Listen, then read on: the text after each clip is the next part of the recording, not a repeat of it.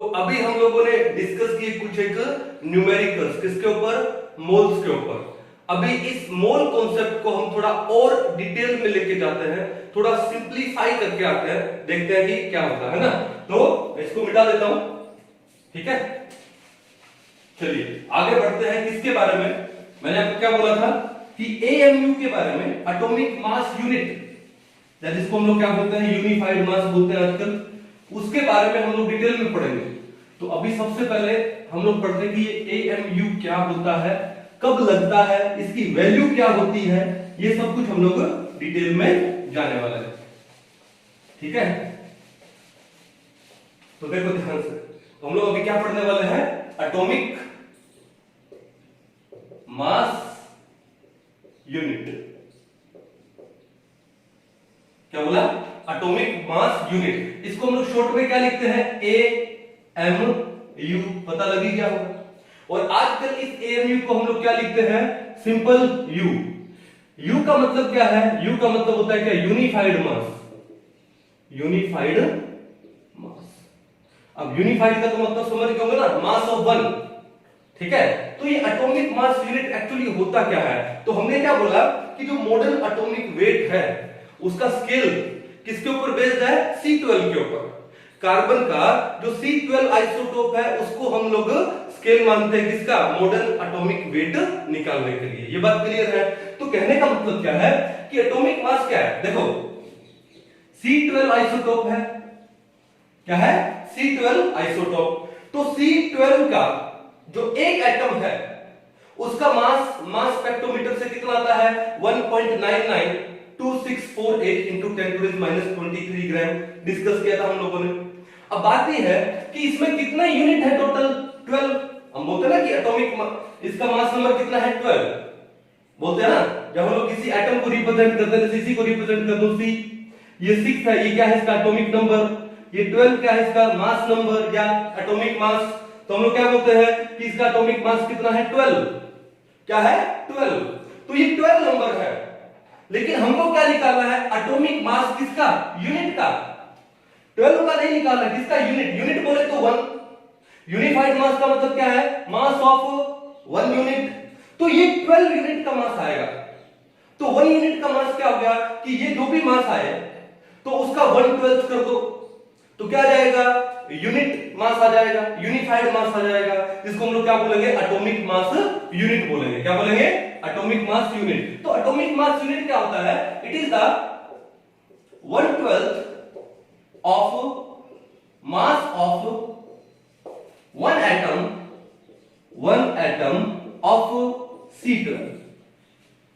जो C12 है उसका जो एक एटम का मास है, उस एटम के मास का 1/12 कर दीजिए तो क्या आ जाएगा? एटॉमिक मास यूनिट आ जाएगा, ठीक है। अब बताओ कि जो 1/12 into what is the mass of one atom of C12? Mass spectrometer से निकाला, कितना था? ये था 1.992648 इंटू 10⁻⁻23 ग्राम। इतना ही तो है। C12 के एक एटम का मास कितना है? 1.992648 इंटू 10⁻⁻23 ग्राम। अब आपको क्या करना है? तो ये क्या हुआ कि 1/12 किया तो ये आपके पास क्या आया? ये आपके पास क्या आया? ये आपके पास आ गया क्या? 1.992648 इंटू 10⁻⁻23 ग्राम अपॉन कितना आ गया? 12 आ गया। अपॉन कितना आ गया? 12। जब हम इस चीज को सोल्व करते हैं तो एक चीज थोड़ा सा रफली देखो, 1.99 को एक बार में 2 अज्यूम कर लो, तो 2/12 कितना होगा? 6। तो यहां पर कितना आएगा? 6। अब मैंने इसको थोड़ा सा ज्यादा अज्यूम किया था, लेकिन ये तो 1.99 है, तो जो नीचे वैल्यू है वो 6 से थोड़ी सी ज्यादा आएगी। तो नीचे वैल्यू आती है, वो नीचे वैल्यू क्या आती है? वो आती है क्या? 6.022। और यहां क्या रह जाता है? 1। अब ये जो 10⁻⁻23 है, नीचे जाके क्या हो जाएगा? नीचे जाके वो हो जाएगा क्या? 10⁻+ का 23। 10⁻+ का 23। ये बात समझ आ गई, ठीक है। ये किस में हो गया? ग्राम में। अब बात ये देखो कि 6.022 इंटू 10⁻23 क्या होता है? एवोगैड्रो नंबर होता है। क्या होता है? Avogadro number. तो क्या मैं इसको लिख दूं 1/Na क्या मैं इसको लिख दूं 1/Na। तो भैया बात यह है कि 1 AMU किसके इक्वल आता है Avogadro number. Simple, Avogadro number का जो रेसिप्रोकल है that is equal to 1 atomic number. बात ही खत्म। तो 1 एटॉमिक नंबर या 1 यूनिफाइड मास इज 1/Na। कहानी समझ गए ना आप लोग। 1 इसकी वैल्यू कितनी होगी 1/Na, इसकी वैल्यू कितनी होगी, ये होगी 1.9926/12। तो क्या आएगा 1/6 आएगा। ठीक है, अब अगर आप इसको भी सोल्व करते हो आगे, इसको भी आप सोल्व करते हो तो एक बात बताओ 1/6 है, क्या मैं ऊपर एक बार 10 कर दूं? ऊपर 10 करूंगा तो मेरे को नीचे भी एक जीरो लगानी पड़ेगी। क्यों? अगर मैं ऊपर 10 से मल्टीप्लाई करता हूं तो नीचे भी 10 से मल्टीप्लाई करो ताकि कोई फर्क ना पड़े। तो ऊपर मैंने 10 से मल्टीप्लाई किया 1 को 10 आ गया, नीचे मल्टीप्लाई किया तो 10 टू रेज कितना आ गया 23 से 24 आ गया। अब जब आप 10 को 6 से डिवाइड करते हो तो वैल्यू कितनी आती है कुछ 1.67। तो ये वैल्यू आ गई 1.67 इनटू ये 10 टू रेज 24 ऊपर जाके कितना हो जाएगा -24 और आगे क्या आ जाएगा ग्राम। इसका मतलब कि जो 1 एटॉमिक मास यूनिट है उसकी वैल्यू कितनी होती है ग्राम में 1.67 into 10 to the minus 24 ग्राम होती है। What is the value of 1 atomic mass unit in gram? It is 1.67 into 10 to the minus 24 ग्राम। तो एटॉमिक मास यूनिट आपको समझ आ गया और एटॉमिक मास यूनिट की वैल्यू क्या होती है वो आपको समझ आ गया। क्लियर है? अब देखो क्वेश्चन कैसे करते हैं। क्वेश्चन देखो, मान लो हमारे पास एक क्वेश्चन है, क्या है कि आपको वाटर दिया है। क्या दिया है? वाटर। तो वाटर के एक मॉलिक्यूल का मास कितना है? ठीक है, क्या mass of 1 molecule of water. Water के एक मॉलिक्यूल का, जब आपसे किसी एक मॉलिक्यूल का मास पूछा जाए, एक एटम का मास पूछा जाए, तो आपको क्या करना है, आप जैसे ये मॉलिक्यूल है तो इसका मॉलिक्यूलर मास होगा। What is molecular mass? Mass of 1 molecule. तो H2O का कितना मॉलिक्यूलर मास होता है? 2 हाइड्रोजन का, ऑक्सीजन का 16, टोटल कितना हो गया 18। लेकिन 18 क्या, 18 के आगे क्या वो लगाएंगे। अगर आपसे पूछा है 1 मॉलिक्यूल ऑफ वाटर का मास तो आपने देखा कितना था 18, तो 18 के आगे आप क्या लगा दो AMU। क्या लगा दो AMU, या फिर आप 18 के आगे क्या लगा दोगे U। बस। अगर एक एटम का पूछा जाए, एक मॉलिक्यूल का पूछा जाए, तो भैया जो भी एटम का एटॉमिक मास हो, जो भी मॉलिक्यूल का मॉलिक्यूलर मास हो, वो लिखने के बाद आगे क्या लगा दोगे AMU या फिर U। अब देखो, अब बात ये है कि ये तो एटॉमिक मास में पूछा, लेकिन ग्राम में बोले आपको कि ग्राम में कितना होगा, तो आप क्या करोगे, तो भैया बताओ 18 के आगे क्या लगा है AMU, और AMU क्या होता है 1/Na। AMU क्या होता है 1/Na, और आगे क्या जाता है ग्राम। 1 AMU is equal to 1/Na ग्राम। ठीक है, या फिर 1/Na को सोल्व करेंगे तो कितना आएगा 1.67 into 10 to raise minus 24 ग्राम। अब इसको सोल्व करते हैं, इसको सोल्व करेंगे तो क्या आएगा 18 into 1/Na कितना है 6.022 into 10 to raise 23, और ये क्या आ गया ग्राम।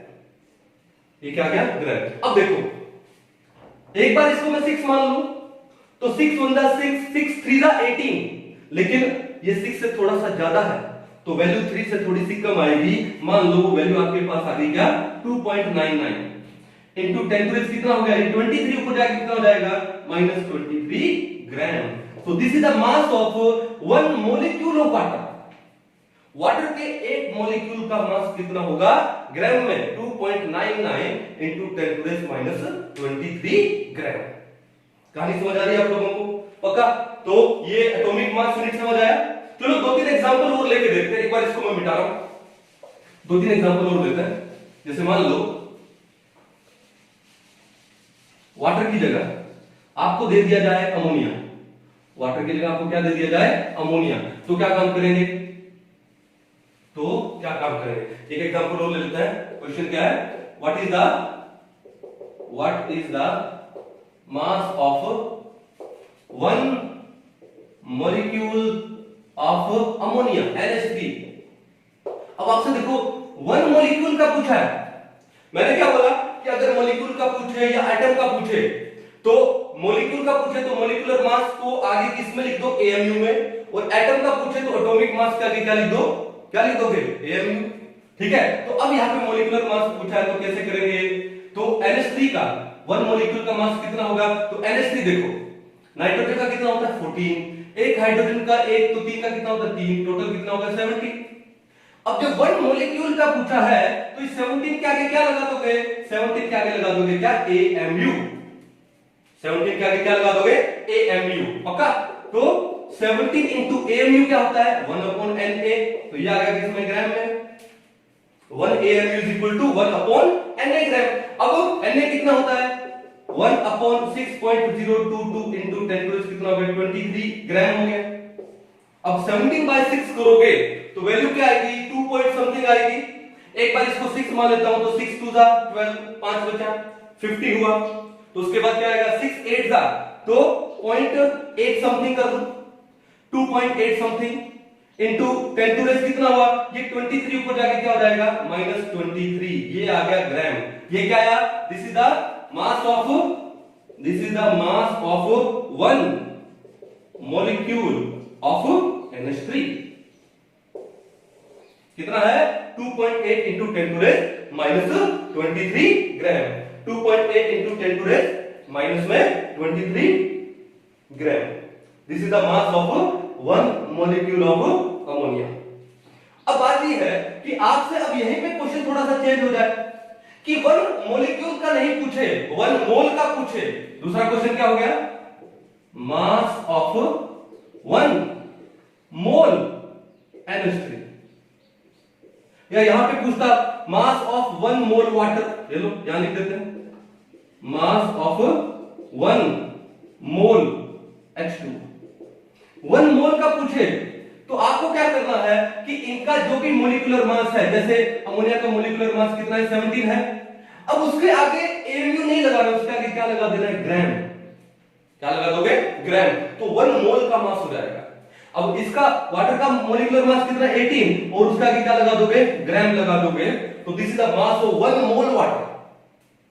तो आपको 1 मॉलिक्यूल का मास और 1 मोल का मास में डिफरेंस आ गया होगा। मॉलिक्यूल का मास लगाते हैं तो मॉलिक्यूलर मास के आगे क्या लगाते हैं AMU, और AMU किसके इक्वल होता है 1/Na ग्राम। उसकी वैल्यू कितनी होती है 1.67 into 10 to raise -24 ग्राम होती है। या फिर वो वैल्यू नहीं लिखो तो 1/Na का वैल्यू करके आप सोल्व कर सकते हो। ठीक है, और 1 मोल का मास पूछे तो जो भी मोलिकुलर मास है उसके आगे डायरेक्ट क्या लगा दो, ग्राम लगा दो, डायरेक्ट क्या लगा दो, ग्राम लगा दो। कहानी समझ गए। अब ये जो वाटर के बारे में है ना, मैंने देखा 2-3 बार क्वेश्चन आया और हम लोगों ने किए भी है। अभी हम लोगों ने क्वेश्चन जब सोल्व किए थे तो वाटर के बारे में क्वेश्चन आया था, नीट 2018 में भी आया होगा। तो एक काम करते हैं, तो वाटर के बारे में कैसे क्वेश्चन बन सकता है डिटेल में, चाहे मैं वॉल्यूम में ले जाऊं, ठीक है, चाहे उसका 1 मॉलिक्यूल का ले ले, 1 मोल का ले ले, डिटेल में पढ़ते हैं। किसके बारे में, वाटर के बारे में। फॉर्मूला क्या है, तो पहला तो ये है कि what is the mass of 1 molecule of water. अभी 1 मॉलिक्यूल का मास कैसे, अभी तो निकाला, वाटर का मास कितना होता है 18, और 1 मॉलिक्यूल का हो जाए तो क्या हो जाएगा 18 AMU, या फिर क्या लिखोगे 18U लिखोगे। ये बात क्लियर है। अगर AMU में दे तो डायरेक्ट 18 AMU कर दो, या फिर क्या कर दो, 18 into AMU क्या है 1/Na। अभी किया था हम लोगों ने, और सोल्व करते हैं तो कितना आता है 2.99 into 10 to raise माइनस कितना आएगा 23 ग्राम में आता है। ठीक है, तो this is the mass of 1 molecule of water. अब आपसे पूछे number 2, volume of 1 molecule of water. ये क्वेश्चन आया होगा पिछले एग्जाम में। तो भैया बात बताओ कि वाटर का, मैंने आपको क्या बोला कि 2 का डेंसिटी तो आपको याद रखना ही चाहिए, एक तो वाटर का और एक हाइड्रोजन का। वाटर का डेंसिटी कितना होता है 1 ग्राम पर ml, और हाइड्रोजन का डेंसिटी कितना होता है 0.00089 ग्राम पर ml। यानी पॉइंट के बाद 4 टाइम्स 0 देन 89, और उसके बाद क्या जाएगा ग्राम पर ml, किसका, डेंसिटी ऑफ हाइड्रोजन का। तो वाटर का डेंसिटी कितना होता है बताओ, density of water is equal to 1 gram per ml। 1 gram per ml होने का मतलब क्या हुआ कि 1 gram it means 1 gram is equal to 1 ml। तो वाटर में जितने ग्राम होंगे उतना ही ml होगा। वाटर का वॉल्यूम उसके मास के इक्वल होता है। 1000 ml वाटर है, यानी 1 लीटर वाटर में अगर आप उसको वेट करोगे तो कितना आएगा? 1 किलोग्राम वाटर आएगा। क्या आएगा? 1 किलोग्राम वाटर। बाकियों में नहीं आता। ऑयल में 1 लीटर ऑयल है is not equal to 1 kilogram oil. Weight कम आएगा, क्यों? ऑयल का डेंसिटी कम होता है, और डेंसिटी कम होगा तो वॉल्यूम ज्यादा होगा, लेकिन मास क्या होगा? कम होगा। तो इसलिए ऑयल का वॉल्यूम ज्यादा होता है। 1 लीटर ऑयल तो उसका मास कम होगा, तो वो 1 केजी ऑयल नहीं होता, वो कम ही आएगा। आप, मैंने क्या बोला था आपको कि कभी भी मार्केट से जब आप रिफाइंड ऑयल का या मस्टर्ड ऑयल का कोई पैकेट लेके आओ 1 लीटर का, तो उसका देखना वेट किलोग्राम में, ग्राम में दिया होगा। कितना ग्राम होगा? 926 ग्राम, 927 ग्राम और कुछ भी value depending upon the nature of the oil. Clear कहानी? तो वाटर का डेंसिटी कितना होता है? 1 होता है। तो पूछा volume of 1 molecule of water. तो एक बात बताओ, वाटर में mass is equal to volume, mass is equal to volume. तो वाटर का 1 ग्राम इक्वल टू 1 ml। तो भैया मास ऑफ 1 मॉलिक्यूल वाटर अगर इतने ग्राम है तो वॉल्यूम ऑफ 1 मॉलिक्यूल वाटर भी क्या होगा? वो होगा कितना? 2 सेम होगा 2.99 into 10⁻⁻23 क्या? ml। क्यों? क्योंकि वाटर में 1 gram is equal to 1 ml, तो इनका वॉल्यूम भी क्या हो जाएगा? 1 मॉलिक्यूल का उतना ही हो जाएगा, बस आगे क्या लगा देंगे? ml लगा देंगे, सिंपल। अब यही बात देखो नंबर 3, यही पूछे क्या? Mass of 1 mole water, 1 mole. तो भैया 1 मोल का पूछा है ना, तो अगर मैं मोलिकुलर मास कितना वाटर का? 18, और उसको ग्राम में लिख दूं डायरेक्ट, तो this is the mass of 1 mole. तो वो मास ऑफ 1 मोल वाटर कितना हो गया? 18 ग्राम। तो बात देखो कि वाटर का डेंसिटी कितना है? 1 है, तो वाटर का mass is equal to its volume. तो अगर मैं ये बोलूं number 4, volume of 1 mole water, 1 mole water, तो आपको क्या करना है? ये ग्राम को क्या लिख दोगे? ml लिख दो, तो कितना जाएगा? 18 ml। क्या जाएगा? 18 ml। तो 1 मोल वाटर का वॉल्यूम भी कितना होगा? 18 ml होगा। 18 कितना होगा? ml। अब बात बताओ कि अगर आपके पास 1 लीटर वाटर है, अगर आपके पास क्या है? 1 लीटर वाटर है, तो उस 1 लीटर वाटर में उसके कितने मोल्स होंगे? जैसे आपने देखा ना कि जब आप लोग इंस्टीट्यूट में जाते हो या कॉलेजेस में जाते हो तो साथ में अपने वाटर की बोतल लेके जाते होंगे। तो वो वाटर की बोतल मेनली क्या है? 1 लीटर की वाटर की बोतल आती है मेनली। तो उस 1 लीटर वाटर में वाटर के कितने मोल्स हैं? तो नंबर 5 क्या लिख दूं? Number of moles in 1 litre water. तो मेरे को एक बात बताओ कि 1 लीटर वाटर का मतलब क्या हुआ? How many ml? 1000 ml। और 1 लीटर का मतलब क्या है? 1000 ml वाटर। तो भैया एक बात बताओ कि 18 ml में जब 1 मोल होता है, 18 ml of water is equal to 1 mole, तो 1000 ml ऑफ वाटर कितना हो जाएगा? 1000 बाय में 18, तो यहां जाएगा आपके पास क्या? 1000 बाय में 18। 1000 को जब आप 18 से डिवाइड करोगे तो कितना वैल्यू आएगा? 55.55। 55.55 मींस जब आपके पास 1 लीटर की बोतल है वाटर की और उसमें 1 लीटर वाटर है, then you carry 55.55 moles of water with you. Simple सी बात थी। तो वाटर के बारे में सब पता लगा कि एक मॉलिक्यूल का वेट कितना है, एक मॉलिक्यूल का वॉल्यूम कितना है, 1 मॉलिक्यूल का वेट कितना है, ये 1 मोल का वेट कितना है और 1 मोल का वॉल्यूम कितना है और वाटर के 1 लीटर में कितने मोल्स होते हैं, सब पता लग गया। ये नहीं, हम ये भी पता लगा सकते हैं कि 1 लीटर वाटर का वेट कितना है।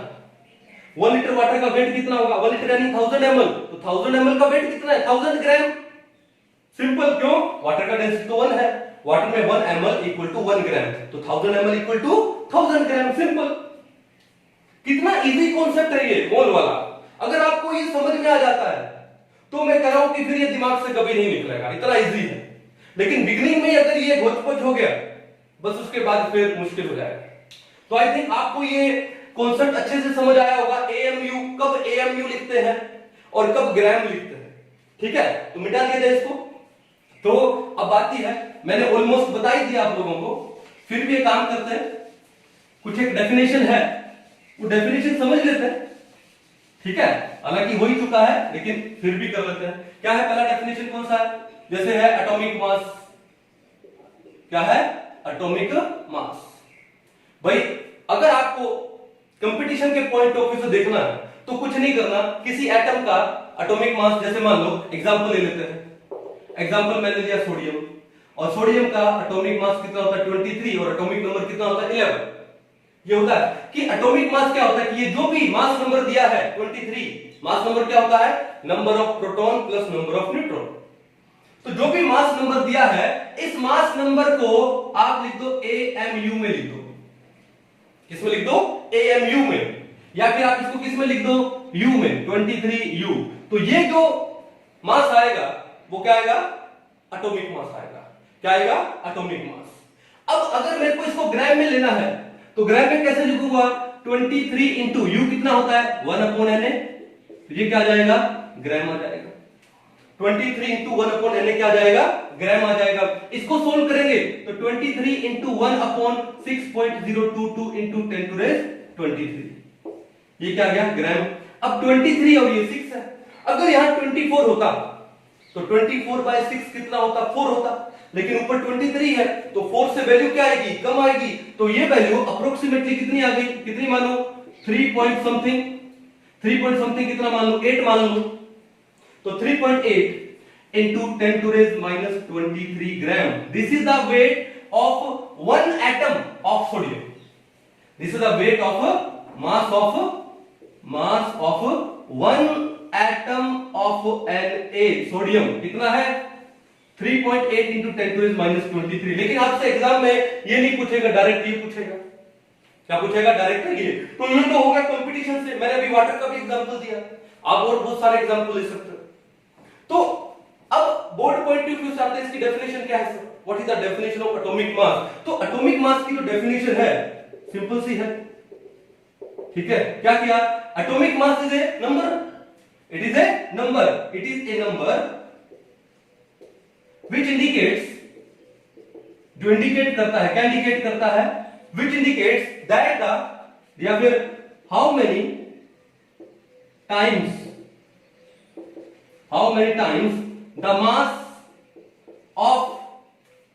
the mass of one atom of an element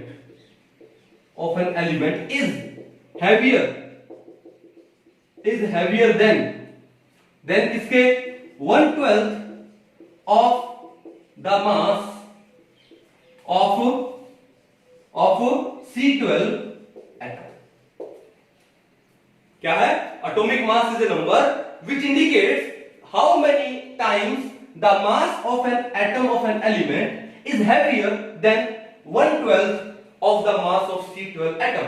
अब C12 एटम का जो 1/12 करते हैं तो क्या आता है? एटॉमिक मास यूनिट आता है, एएमयू आता है। तो किसी भी एटम का जो भी मास है, जैसे सोडियम का लिया तो सोडियम का मास कितना लिया? 23। अब सोडियम है वो एएमयू से कितना टाइम्स हैवियर है? 23 टाइम्स हैवियर। एएमयू क्या होता है? It is the 1/12 of mass of C12 atom. ये एएमयू होता है या फिर यू होता है। तो सोडियम का अगर मैं एग्जांपल लूं तो सोडियम का जो एटॉमिक मास क्या होगा कि इस एएमयू का 23 टाइम्स होगा। That the mass of one atom of sodium is 23 times heavier than 1/12 of the mass of C12 atom या फिर एएमयू। सिंपल, क्लियर कहानी है। तो ये हो गया आपका क्या? Atomic mass. फिर दूसरा क्या आता है? क्या बोलते हैं इसको हम लोग? Gram atomic mass.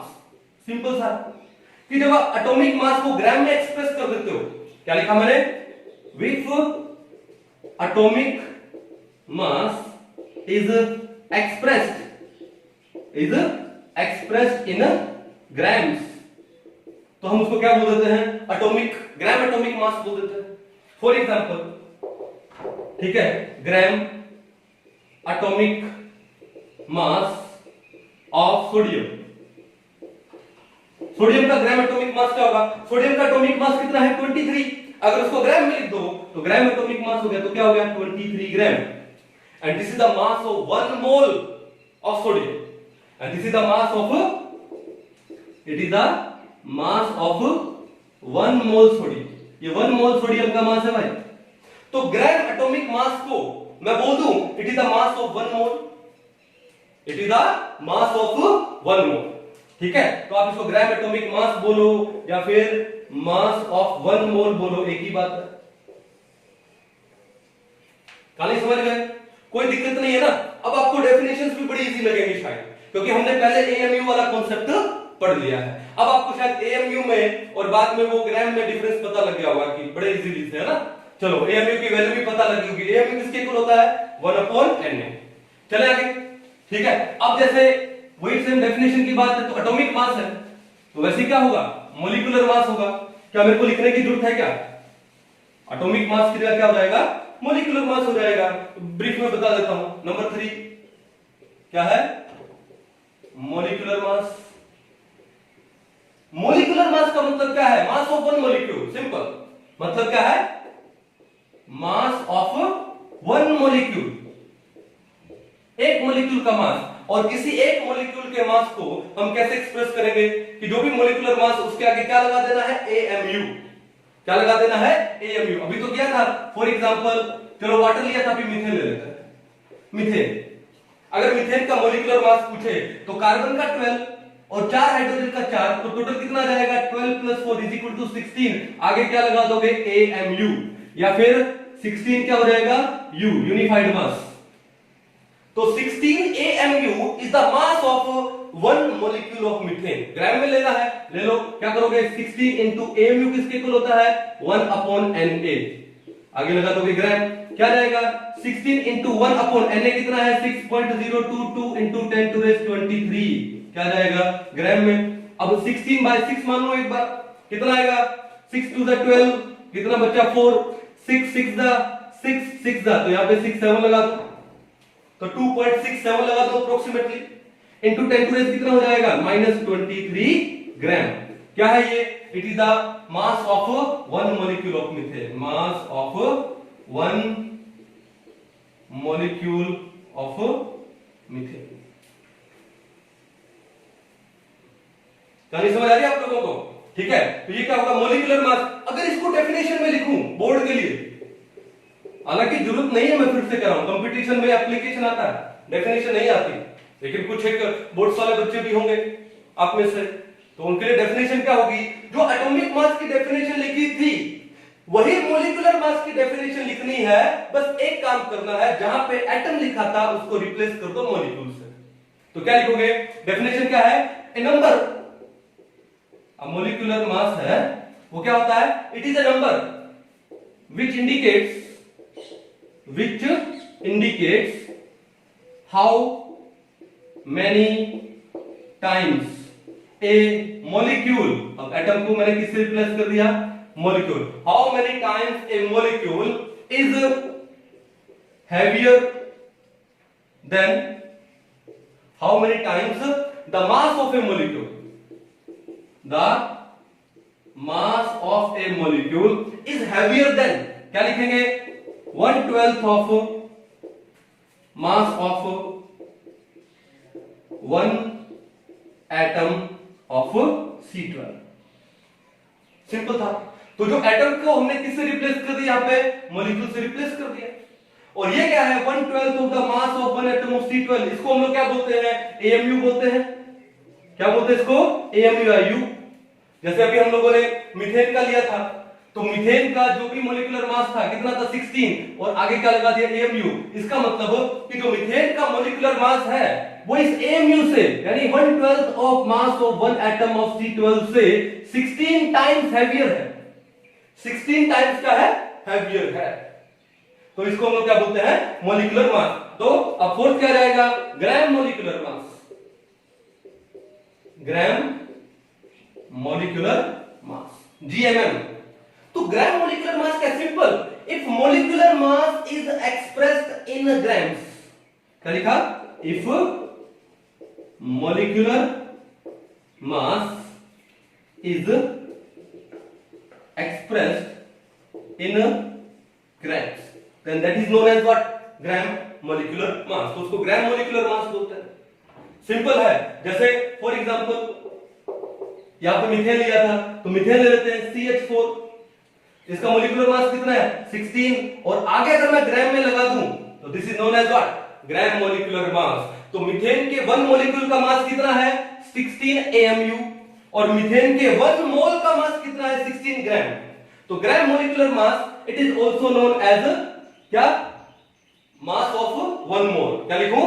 Mass of mole, 1 mole. Mass of या molecular mass of 1 mole is known as gram molecular mass. कहानी समझ आ रही है कि 1 मोल का जो मास को अगर मैं ग्राम में लिख दूं, या 1 मोल का जो मास है ग्राम में आएगा, तो क्या हो जाएगा? ग्राम मोलिकुलर मास। सिंपल, क्लियर है? तो आई थिंक आपको ये मोलिकुलर मास का, एटॉमिक मास का या एटॉमिक मास यूनिट का कॉन्सेप्ट अच्छे से क्लियर हो गया होगा, है ना? अब एक यहां पर इंपॉर्टेंट चीज और, एक्चुअल मास। कि सर कितने मास करवा रहे हो sir? Molecular mass, atomic mass unit, और अब बोल रहे हो एक्चुअल मास। को भी क्या पढ़ रहे थे हम लोग? क्या ये जो भी हम लोग पढ़ रहे थे वो एक्चुअल मास नहीं है? ठीक है, बताता हूं, डिफरेंस आपको भी समझ आ जाएगा। तो नंबर 5 क्या आपके पास? Actual mass. तो ये एक्चुअल मास क्या होता है? द मास ऑफ 1 एटम, अगर एटॉमिक मास है तो the mass of 1 atom in gram. अगर ग्राम में ले लोगे तो एक्चुअल मास आ जाएगा। एग्जांपल लेके समझाएंगे। फॉर एग्जांपल किसको लूं मैं? लास्ट टाइम किसको लिया था हम लोगों ने? सोडियम को लिया था। अब कुछ नया ले लो। नया किसको ले लें? नया किसको ले लें? मान लो कैल्शियम को ले लें। किसको ले लें? कैल्शियम। कैल्शियम का एटॉमिक नंबर 20, एटॉमिक मास 40। तो इसका जो एक्चुअल मास होगा, वो कितना होगा? 1 एटम का मास कितना है? 40, और आगे क्या लगा देना? AMU लगाना है। ये एक्चुअल मास नहीं है। 40 AMU तो मास ऑफ 1 एटम है। तो सर ये एक्चुअल क्यों नहीं हुआ? मैंने क्या बोला? Actual mass is expressed in grams. किसी के साथ ये तो क्या हो गया? 40 को हमने AMU से रिलेट कर दिया कि भाई the mass of 1 atom of calcium is 40 times heavier than AMU। AMU क्या होता है? 1/12 of mass of 1 atom of C12। C12 है। तो हमने कैल्शियम के एक एटम के मास को C12 से रिलेट किया है ना? तो ये जो मास लिखा है ना मैंने 40 AMU, या मैं लिखूंगा 40U, इस मास को हम लोग क्या बोलते हैं? इस मास को हम लोग क्या बोलते हैं? रिलेटिव मास बोलते हैं। क्या बोलते हैं इसको हम लोग? Relative mass. Why relative mass? Because we relate the mass of an atom with the mass of C12, 1/12 of mass of 1 atom of C12। Carbon के साथ वाले, कार्बन के मास के साथ रिलेट कर दिया हम लोगों ने, तो वो मास क्या होगा? Relative mass. तो फिर एक्चुअल मास क्या होता है? एक्चुअल मास ये होता है कि अगर इसी मास को मैं ग्राम में लिख दूं, ग्राम में, तो ग्राम में कैसे लिखा जाएगा? 40 इंटू AMU क्या होता है? 1/Na। क्या होता है? 1/Na। इसको सोल्व करेंगे 40 इंटू, और ये क्या हो जाएगा? ग्राम में। ठीक है, 40 इंटू 1/Na कितना है? 6.022 इंटू 10⁻23 ग्राम। सोल्व करेंगे 40/6 कितना हो जाएगा? कितना आएगा ये? 6 पॉइंट, ठीक है, 6.66 या 6.6 है वो लिख दो, इंटू कितना आएगा? 10⁻23 gram. This is the actual mass of calcium. कितना? 6.67 इंटू 10⁻23 ग्राम। तो what is the actual mass? Actual mass is the mass of an atom in a gram, या mass of a molecule in a gram। वो उसका actual mass होता है। जैसे water का actual mass क्या होगा? ठीक है, actual mass of 1 molecule water, 1 molecule of water, 1 molecule of water का अगर मैं मास लिखता हूं 18 AMU, तो वो तो रिलेटिव मास हो गया। AMU लगाए तो या U लगाए तो, क्योंकि हमने कार्बन के साथ रिलेट कर दिया उसको। और अगर उसको मैं ग्राम में लेता हूं तो क्या लिखूंगा 18 into 1 by Na। Na क्या होता है 6.022 into 10 to raise 23। 18 upon 6.022 into 10 to raise 23 हमने सोल्व किया था, कितना आया था, कितना 2.99 into 10 to raise minus 23 gram। This is the actual mass of one molecule water। So actual mass क्या होता है, if mass is expressed in grams, और relative mass क्या होता है कि if mass is expressed in AMU या U में। अब आपके पास एग्जाम में क्वेश्चन आ जाए the actual mass of oxygen is, the actual, मान लो एक क्वेश्चन आ गया आपके पास, क्या क्वेश्चन आ गया, the actual mass of oxygen is, ये आपके पास क्वेश्चन आ गया और आपको पहला ऑप्शन क्या दे दिया, मान लो 32 यू दे दिया। दूसरा ऑप्शन आपको क्या दे दिया इसने, दूसरा आपको दे दिया क्या 32 into 1 upon Na ग्राम दे दिया मान लो, ओके, और कुछ एक ऑप्शन दे दिया।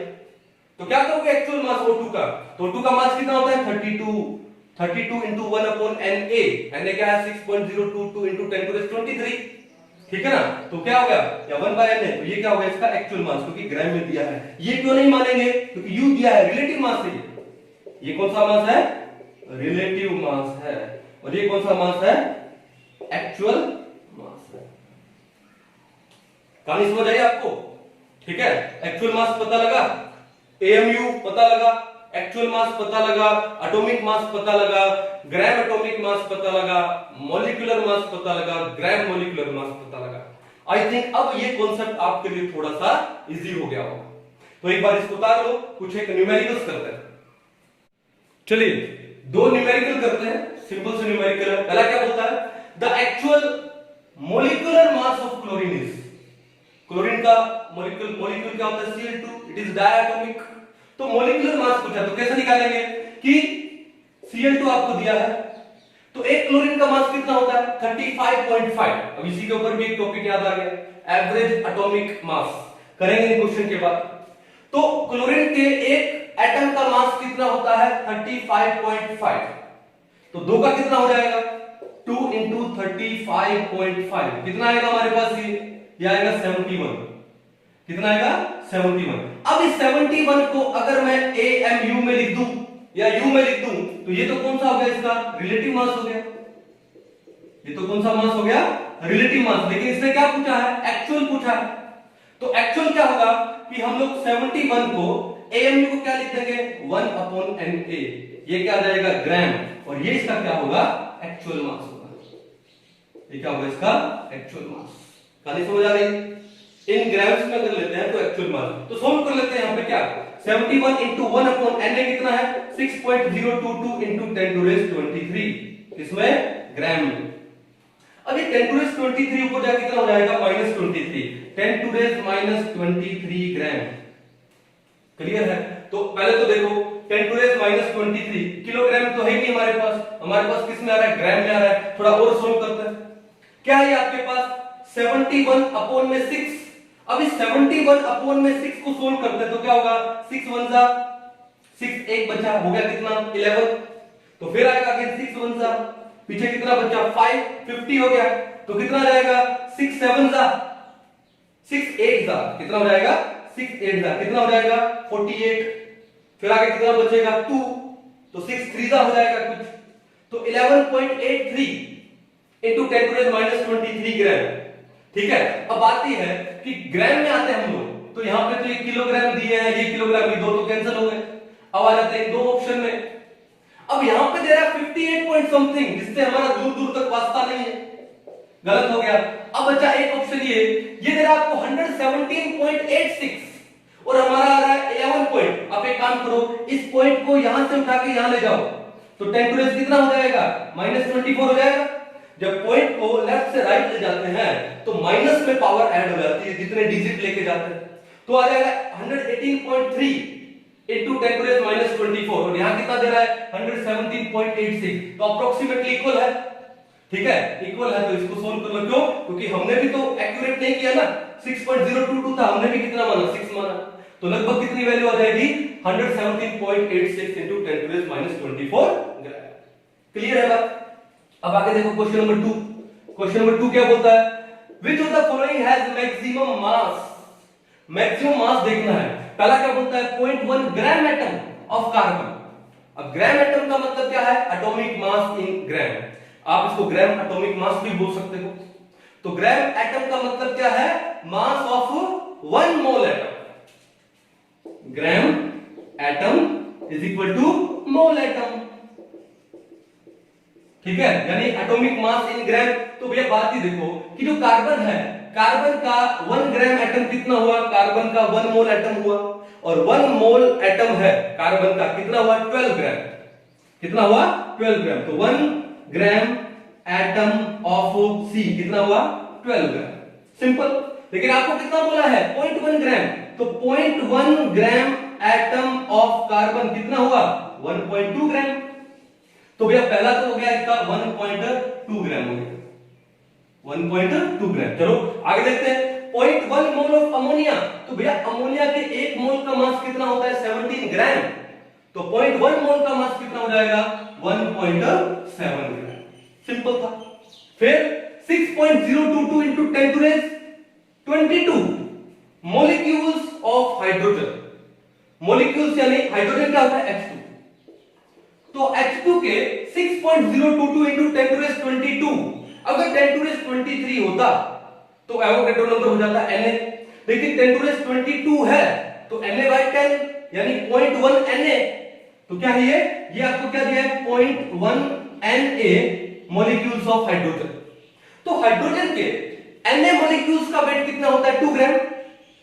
हाइड्रोजन के जो एवोगैड्रो नंबर ऑफ मॉलिक्यूल्स उसका वेट होगा 2 ग्राम। तो 0.1 Na का कितना होगा? 0.2 ग्राम। तो ये आपके पास आ गया कितना? 0.2 ग्राम। फिर 1120 cc of CO2 at STP। STP भी दे दिया। STP पे किसी भी गैस का 1 mole is equal to 22.4 litre. और इसमें बोला सीसी क्यूबिक सेंटीमीटर, यानी मिलीलीटर में बात कर रहे हैं। तो कितना हो जाएगा? 22,400 मिलीलीटर हो जाएगा। ठीक है, अब बताओ कि जो CO2 है उसका आपको कितना दिया? 1120 सीसी दिया एसटीपी पे। तो भैया बात है किसी भी गैस का 22,400 ml वो 1 मोल होता है। कितना होता है? 1 मोल। तो देखो 22,400 cc of CO2 at STP is equal to 1 मोल। और CO2 का जो 1 मोल है उसका वेट कितना होगा? कार्बन का 12, दो ऑक्सीजन का 32, 12 प्लस 32 कितना हुआ? 48, 44। तो कितना हो जाएगा? 44 ग्राम। 12,400 cc of CO2 का वेट कितना? 44 ग्राम। तो 1120 का कितना होगा? कितना होगा? 44 अपॉन 22,400 इंटू 1120। ठीक है, 1120 को 2 से करेंगे तो आएगा 2240 और आगे आ गया 0। तो आपके पास आ गया 44 अपॉन 20। अब 0 हटाएंगे तो पॉइंट यहां जाएगा। 4.4 बाय 2 करूंगा तो कितना आ जाएगा? 2.2 ग्राम। क्या आ जाएगा? 2.2 ग्राम। अब क्वेश्चन क्या था? Which of the following has maximum mass? भैया पहले का मास आ रहा है 1.2 ग्राम, दूसरे का 1.7 ग्राम, इसका मास आ रहा है कितना कितना? 0.2 ग्राम और यहां 2.2 ग्राम। तो हमारा आंसर क्या हो जाएगा? Option number 4। आंसर क्या हो जाएगा? Option number 4। कहानी समझ आ गई? तो क्वेश्चन ये है। अब एक चीज रह गया था हमारा, कौन सा? Average atomic mass. क्या रह गया था? Average atomic mass. पढ़ लेते हैं, ये भी इंपॉर्टेंट है। ठीक है, चलो एवरेज एटॉमिक मास देखो ध्यान से। Average atomic mass. अब मैंने बोला जो क्लोरीन है, क्लोरीन का मास कितना लेते हैं? 35.5। क्या ये पॉसिबल है? 35.5 होने का मतलब क्या है? क्लोरीन का एटम का रिप्रेजेंटेशन क्या है? Chlorine. Atomic number 17। Atomic mass अगर मैं 35.5 लिखूं तो एटॉमिक मास क्या होता है? नंबर ऑफ प्रोटॉन प्लस में न्यूट्रॉन। और वो वैल्यू आ रही है किसके अंदर? पॉइंट में, फ्रैक्शन में। इसका मतलब या तो किसी न्यूट्रॉन को कट किया गया होगा या किसी प्रोटॉन को कट किया गया होगा। तो क्या आप किसी न्यूट्रॉन और प्रोटॉन को कट कर सकते हो? नहीं। वो तो नंबर क्या आएगा? एक होल नंबर आना चाहिए। क्या ना चेक होल नंबर। तो फिर यहां पे 35.5 कैसे आया सर? तो उसके पीछे कोई रीजन होगा। इट मींस ये 35.5 is not the actual atomic number of chlorine, actual नहीं है। तो फिर ये कौन सा हो सकता है? एवरेज हो सकता है। फ्रैक्शन तो तभी आएगा जब हम लोग एवरेज लेंगे। अब ये एवरेज आया कहां से? तो भैया बात देखो क्या होता है कि क्लोरीन के दो आइसोटोप होते हैं। क्लोरीन के क्या होते हैं? दो आइसोटोप क्या होते हैं? Atoms of the same element. Atomic number कितना है? 17 atoms of the same element which have same atomic number but different mass number। तो क्लोरीन के दो आइसोटोप है, isotopes differ in their atomic masses. एक तो है 35 वाला और एक है 37 वाला। तो क्लोरीन के दो आइसोटोप है, एक 35 मास वाला और एक 37 मास वाला। और ये जो दोनों आइसोटोप हैं ये हमारे अर्थ में, अर्थ क्रस्ट में ये कैसे मिलते हैं अपने को? ये मिलते हैं क्या? 75% इज टू 25% रेशो में। हर 4 एटम ऑफ क्लोरीन में एक एटम है, ठीक है, वो तो है 37 वाला, और 3 एटम है वो कौन से? 35 वाले। मींस इनका रेशो क्या हो गया? कैसे रेशो देखोगे कि नेचर में जो प्रेजेंस है उनका उसके हिसाब से। तो 75% है क्लोरीन 35 वाला और 25% है क्लोरीन 37 वाला। यानी इन शॉर्ट ये 3:1 रेशो में है भाई। कितने में है? 3:1 रेशो में। अब क्या करें सर? किसको ले? न्यूमेरिकल करेंगे, दिक्कत आएगी। क्यों? क्योंकि हर 4 क्लोरीन एटम में से 3 एटम तो क्लोरीन 35 वाले हैं और एक 37 वाले हैं, तो हमें तो दिक्कत आ जाएगी ना न्यूमेरिकल करते हुए। तो उस प्रॉब्लम को सोल्व करने के लिए हम लोग क्या लेते हैं? एवरेज एटॉमिक मास लेते हैं। क्या लेते हैं हम लोग? Average atomic mass. तो इनका जो एवरेज एटॉमिक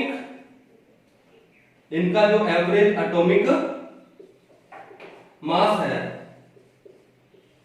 इतनी गर्मी है यहां पे कि स्वेट जब बोर्ड पे लगता है तो उससे हम लोग लिख भी नहीं पा रहे। देखो एवरेज एटॉमिक मास है, वो कैसे निकालेंगे? देखो ध्यान से कि ये 35 वाला कितना पार्ट्स है? 3।